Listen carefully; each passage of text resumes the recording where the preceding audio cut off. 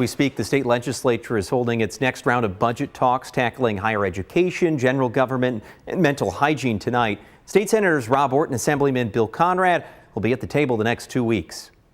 The Senate majority has put forth a budget blueprint for a more affordable, equitable, and prosperous New York. Tonight, the mothership landing in Albany, with top Democrat and Republican leaders starting their push towards consensus between the governor's proposed budget and the one House proposal submitted last week that totals $246 billion. Senate Minority Leader Rob Ortt highlighting his concern today. This resolution, instead of cutting spending to make life more affordable, again, is imposing $7.1 billion in new taxes on New Yorkers. Ortt noting the removal of funds proposed by Governor Hochul to crack down on retail theft and the lack of solutions regarding migrants, calling the one House budget overall fiscally unsustainable.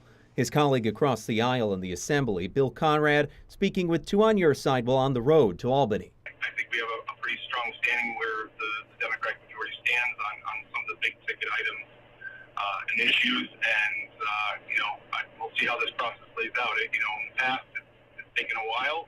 Both Conrad and Ortt pleased to see the one House budget restoring cuts to education funding, which was a major concern about the governor's proposal. It's in a very bipartisan manner. You're hearing from both sides saying this is, in my words, short-sighted, especially with ARPA funds being dried up and a number of issues happening at the same time. We're just getting out of COVID. I was very happy, as our conference was, to see the restoration of funding or foundation aid cuts that would have hurt our schools, particularly rural and suburban districts. Numerous issues aside that will be worked out in the coming weeks, lawmakers are also hoping to avoid what happened last year when the budget came in over a month late. I would say that all of us want a timely budget. I think that's something, I'm certainly someone who's willing to compromise, but there's some things I think that we're unwilling to compromise on, and that's what we have to vary in on.